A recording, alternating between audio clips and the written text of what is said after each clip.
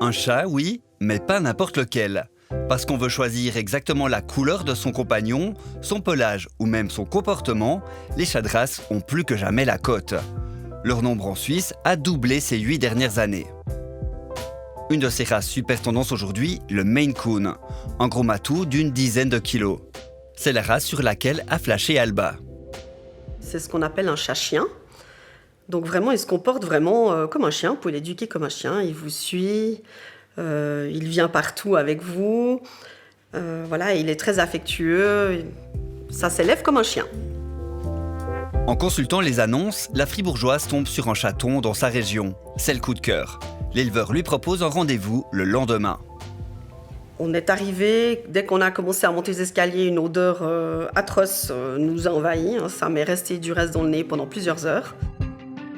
La petite chatte qu'on lui présente éveille aussi ses doutes.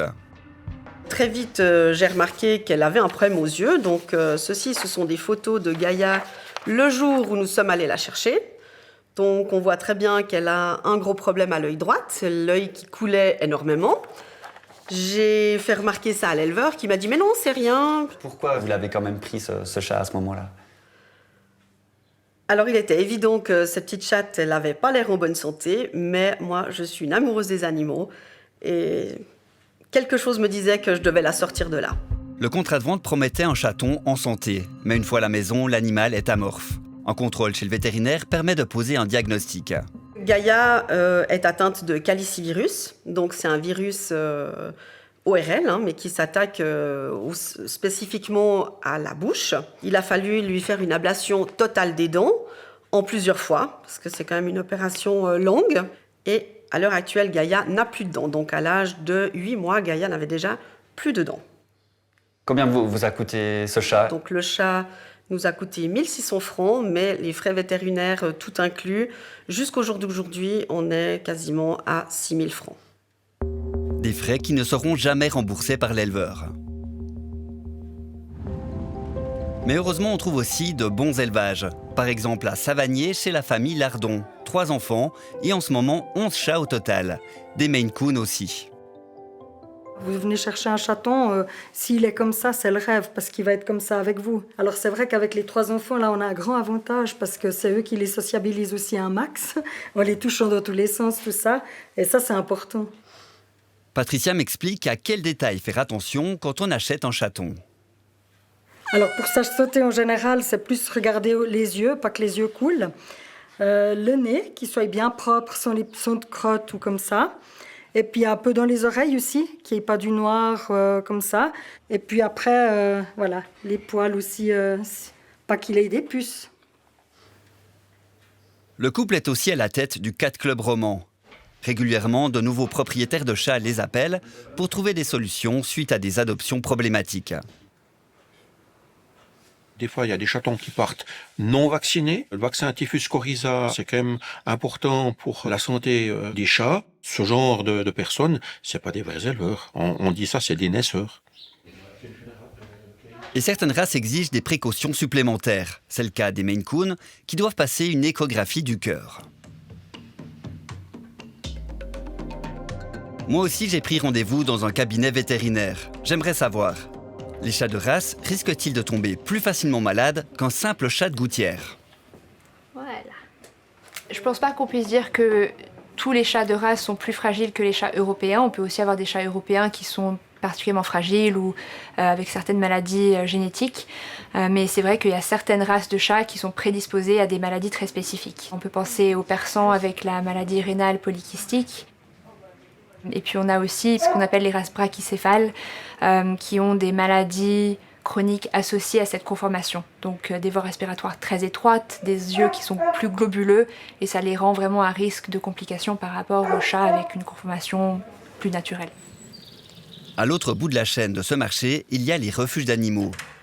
Celui de la SPA à Berne accueille chaque année environ 400 chats, dont une proportion toujours plus importante de chats de race. Voici Lumi et Flöckli. Ce sont 2 chats angora turcs. Le problème avec cette race, c'est que les chats blancs sont généralement sourds à la naissance.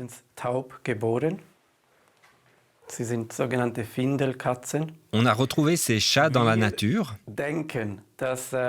Nous pensons qu'ils ont été exclus de leur élevage, simplement mis à la porte parce qu'ils n'étaient plus utiles.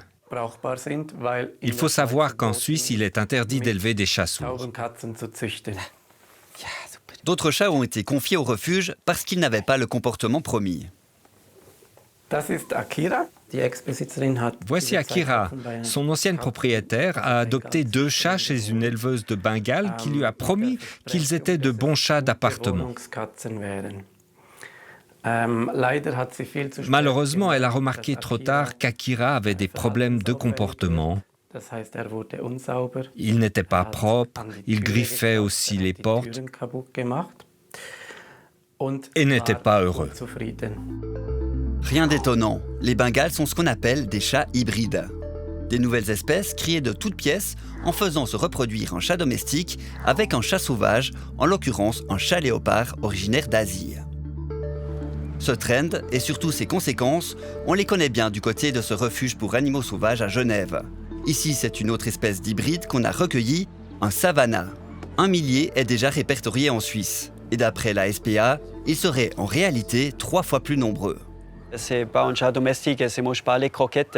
Le hybride, c'est pas une gamelle comme à la maison, c'est nous cacher les nourritures. C'est comme ça aussi pour stimuler et pour donner un enrichissement à ces animaux. Ça, c'est aussi vraiment important. Suzy est un hybride de première génération. Son père est un chat sauvage d'origine africaine, le serval. C'est d'ailleurs avec 2 spécimens de cette race qu'elle partage son enclos. Le problème, c'est aussi les réseaux sociaux, Facebook, Instagram, TikTok. C'est considéré comme un léopard de canapé. C'est très sexy. De mots vu pas du tout un animal qui s'est adapté pour un appartement ou pour les personnes privées. En Suisse, les particuliers sont autorisés à détenir des hybrides qu'à partir de la 3e génération, donc avec un ancêtre sauvage qu'au niveau des arrière-grands-parents. Interdit aussi de faire s'accoupler un chat sauvage avec un chat domestique, à cause de leur différence de gabarit. Concernant un mâle de serval, c'est à peu près 20 kg et 60 cm de hauteur. Et vous connaissez un chat domestique, c'est à peu près 4 kg. C'est 5 fois plus grand qu'un chat domestique. C'est comme ça, c'est déjà commencé. Et le mâle serval, c'est très agressif. Lui, mordu dans sa nu, les filles mâles avec son grand dent. C'est extrêmement dangereux pour un chat domestique.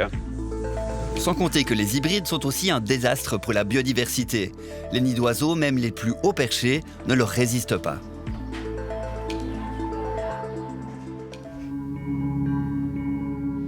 Sur Internet, on trouve de tout. Ça marche aussi pour les animaux de compagnie. Mais derrière ces images édulcorées, peut se cacher une réalité bien plus sombre, celle du trafic d'animaux. Après la drogue et les armes, le business illégal le plus lucratif. Un risque pour les animaux eux-mêmes, élevés parfois dans des conditions désastreuses à l'étranger ou en Suisse. Un risque aussi pour les humains, si chiens et chats n'ont pas été vaccinés correctement, notamment contre la rage. J'ai donné rendez-vous à une spécialiste de ce marché à la protection suisse des animaux. Elle va passer au crible les annonces pour des chats, un trafic en pleine croissance. Là, on est tombé sur une annonce où il y a des chatons sphinx à vendre. On voit des chatons qui n'ont quasiment pas de moustache. Ça veut dire des fibrisses. Et les fibrisses, c'est important pour la communication des chats et pour l'orientation. Pour créer la race sphinx, on a sélectionné des chats avec toujours moins de poils. Si l'on pousse trop loin, ils peuvent perdre aussi leur moustache. Et ça, c'est interdit selon l'ordonnance sur la protection des animaux. Après seulement quelques messages échangés sur WhatsApp, l'éleveuse appelle Lucia. Elle lui propose déjà un rendez-vous pour une visite. Je ne peux pas vous assurer qu'il y a toujours de la disponibilité parce que comme j'ai des rendez-vous, malheureusement c'est comme ça, hein, c'est le premier qui vient qui réserve. Ouais. L'appel aura duré 7 minutes, mais l'experte de la SPA en ressort avec une mauvaise première impression. Elle n'a pas du tout demandé comment j'habite, pourquoi je suis intéressée pour un chaton.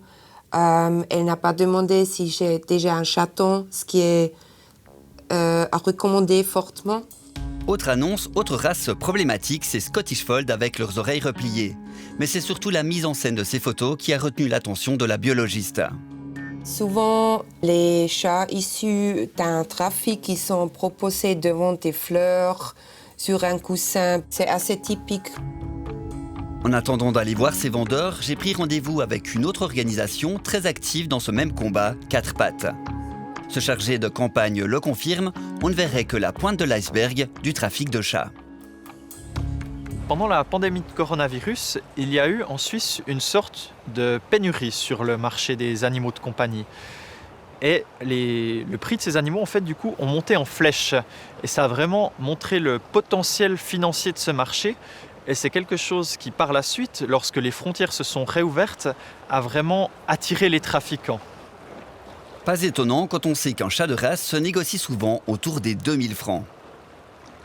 Les trafiquants sont très malins au niveau du prix. Par exemple, au moment où l'animal part d'un de ces élevages dans les pays de l'Est, il peut être revendu à un intermédiaire et là le prix peut être relativement bas, de l'ordre de quelques centaines de francs. Mais ensuite, lorsqu'il arrive à sa destination, le prix grimpe et se retrouve en fait au même prix qu'un animal qui serait issu d'un élevage respectable. Mais que font les autorités ? Du côté de la Confédération, on a lancé cette année une campagne ciblée sur la vente de chiens sur Internet, le plus gros du trafic. Une des caractéristiques d'un trafic illégal est qu'on n'a pas de données concrètes. Mais on sait par les vétérinaires cantonaux, par les cabinets vétérinaires, qu'ils ont beaucoup de cas d'importation illégale, achetés en ligne par exemple, et aussi les refuges. Seuls les refuges de la SPA, ils ont accueilli 1800 chiens en 2024. Et ça, c'est énorme. Et qu'en est-il des chats ? Parce que leur prix a tendance à grimper, ils sont devenus très rentables pour les trafiquants. Chez les chats, on a encore moins de données, surtout chez les chats de race. Et nous sommes en train de vraiment très très soigneusement observer la situation et le développement chez les chats. Les statistiques des douanes en tout cas sont claires. En 2020, les chats représentaient 7,8% des importations illégales d'animaux de compagnie recensés. Mais ces dernières années, cette proportion a doublé pour dépasser les 15%. Et sur le terrain, ça donne quoi ? J'ai pris rendez-vous avec le vétérinaire cantonal vaudois. Il constate aussi une explosion du trafic d'animaux. En 2008, on avait moins d'une dizaine de cas pour arriver à plus de 306 cas en 2024. Je dirais pour à peu près 70 à 80%, on est en train de parler d'importation illégale de chiens et le reste, ce sont plutôt des chats. Comment vous expliquez une telle augmentation en si peu de temps ? Tout d'abord, les sites internet qui se sont développés, les réseaux sociaux et donc un accès très très facile à une offre quasiment illimitée et immédiate. Et d'autre part, peut-être le comportement des gens avec un engouement pour ces animaux de compagnie, peut-être une envie assez urgente, rapide. Et donc très vite, on se le procure comme ça et on aboutit à une importation illégale. Les animaux importés sans les vaccins requis sont mis en quarantaine pour éviter tout risque sanitaire, en premier lieu la rage. Coucou l'outre. Oh bah alors. Le jour de notre tournage, 2 chiens étaient en isolement strict au refuge de la SPA à Lausanne. D'abord ce chien, sauvé de la rue à l'étranger par une association. Malheureusement, impossible de vérifier s'il était vacciné correctement. Et ce chiot sans aucun papier à son arrivée. Il n'était âgé alors que de quelques mois. Bah ouais. Oh bah alors. On fait doucement. C'est une période qui est normalement particulièrement propice pour la sociabilisation des chiens. Et en fait, effectivement, ça pose un gros souci pour réinsérer ensuite ce chien dans la société, puisqu'il ne faudra pas qu'il présente de danger.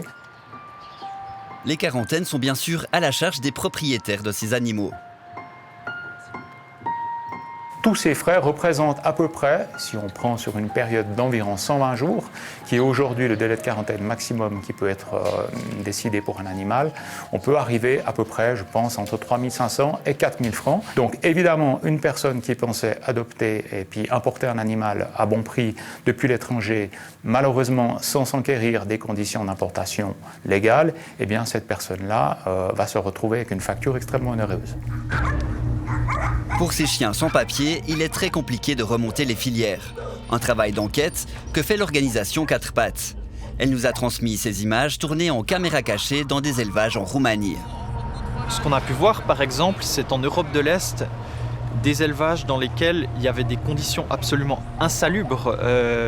Des animaux qui étaient entassés dans des cages, d'autres gardés dans des enclos couverts d'excréments, des animaux apeurés, mais aussi des animaux malades. Je retrouve Lucia de la SPA. Elle a organisé des rendez-vous dans les 2 élevages suspects, repérés quelques jours plus tôt sur Internet.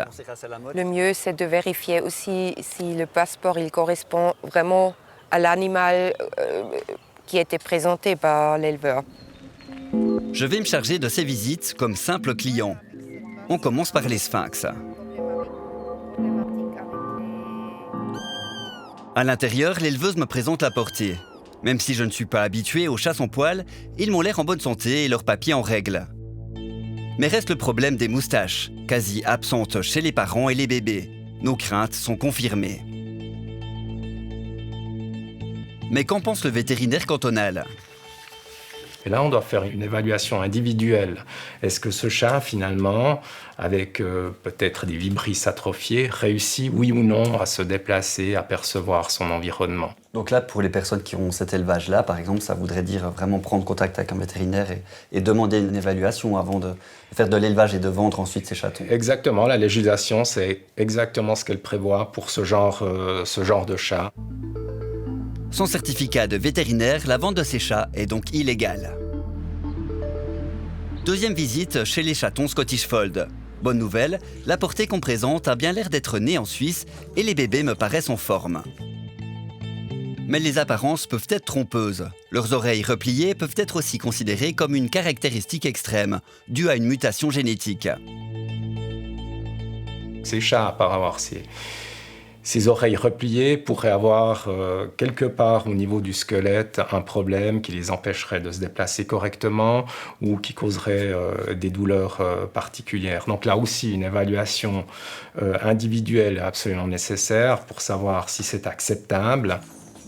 Encore une fois, aucune démarche en ce sens n'avait été entreprise. Mais la grande surprise viendra le lendemain. En retournant sur Internet, je remarque que l'éleveuse a posté en réalité plusieurs annonces sous différentes identités. Au total, elle aurait 3 portées de chatons. Lors de ma visite, elle ne m'en avait pourtant présenté qu'une. Là, il y a les points qu'il faut qu'on fasse attention. On va regarder le nombre de chats. Cette fois, c'est Lucia, accompagnée de sa collègue Caroline, qui visiteront l'élevage en s'annonçant en tant que SPA. Je n'ai pas l'autorisation de les suivre. À leur retour, les 2 contrôleuses me racontent. On a vu 3 mamans chattes, dont 2 qui étaient encore allaitantes. Il y avait un total de 13 chatons. L'éleveuse nous a dit qu'elle faisait 2 portées par an à chaque chatte. Du coup, on arrive à un nombre de chatons qui est supérieur à 20.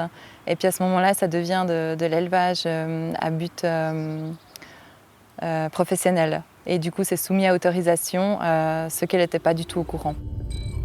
Avec 6 portées par an au total et des chatons vendus autour des 2 000 francs, l'éleveuse devrait amasser un joli pactole de plus de 50 000 francs. Bon, mais pour ceux qui voudraient adopter un animal, comment s'assurer de sélectionner un bon éleveur ? C'est important d'aller chez lui. C'est important qu'il nous montre là où il fait l'élevage et puis pas qu'il amène l'animal sur un parking, par exemple.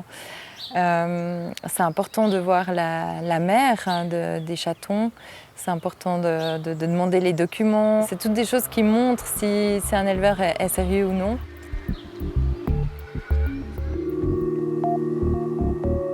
Si le trafic d'animaux est un business lucratif, c'est en partie grâce aux sites d'annonces, pas toujours aptes à repérer les comportements frauduleux. Alors à quel point est-il facile de tromper ces plateformes? On s'est mis dans la peau d'un vendeur peu scrupuleux.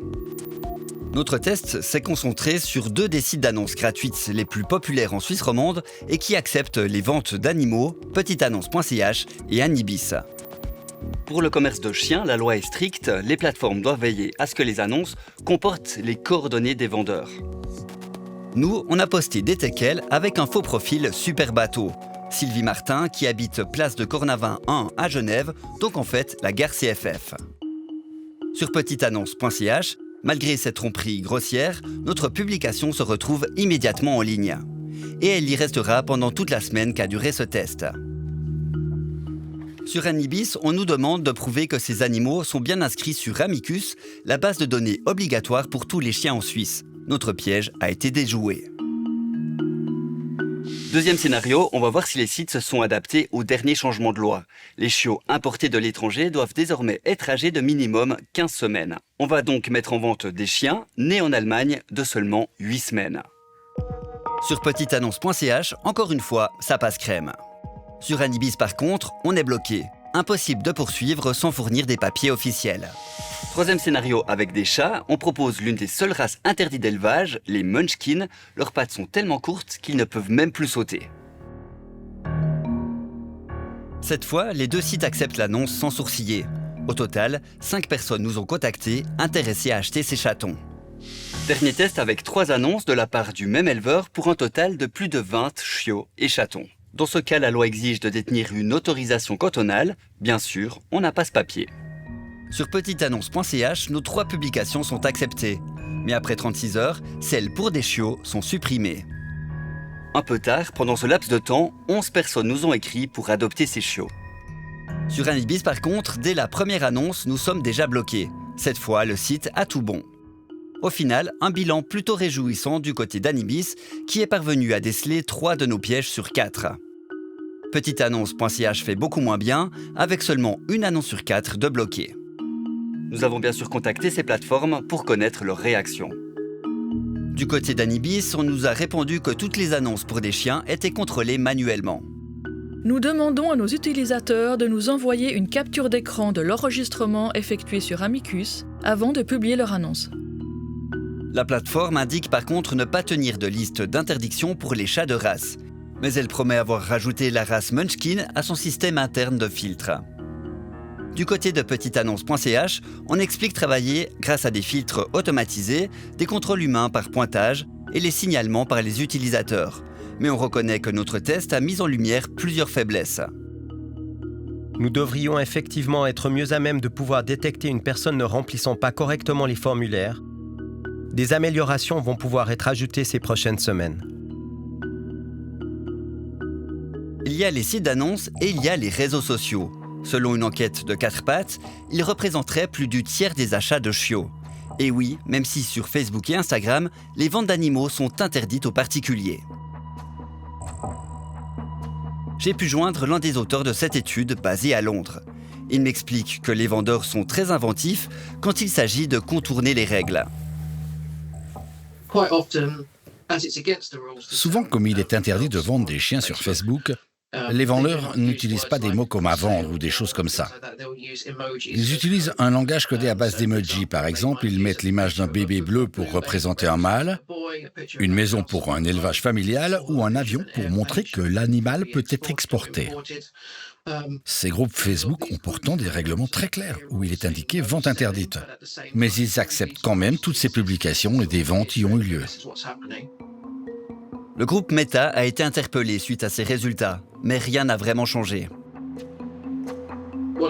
Ce qui est choquant, c'est l'ampleur du phénomène. Ce qui est choquant aussi et décevant, c'est l'absence de mesures prises par Meta. Nous avons signalé plus de 150 publications et groupes grâce au système mis en place par Facebook. Mais seule une poignée de ces signalements ont été pris en considération. L'une de ces annonces est même réapparue. Surveiller à 100% les annonces sur Internet, c'est mission impossible. Alors la Suisse veut encore durcir les règles d'importation. Pour éviter que aussi des individus abuse de la situation. On aimerait introduire une obligation de pré-registration de ces chiots. Ça veut dire communiquer déjà le numéro de puce électronique du chien à l'étranger? Oui, déjà en Union européenne, c'est obligatoire que chaque chien porte une puce électronique et enregistrée. À Berne, on réfléchit aussi à renforcer la loi en ce qui concerne les chats. Une motion a déjà été déposée au Conseil national pour les obliger aussi à porter une puce électronique.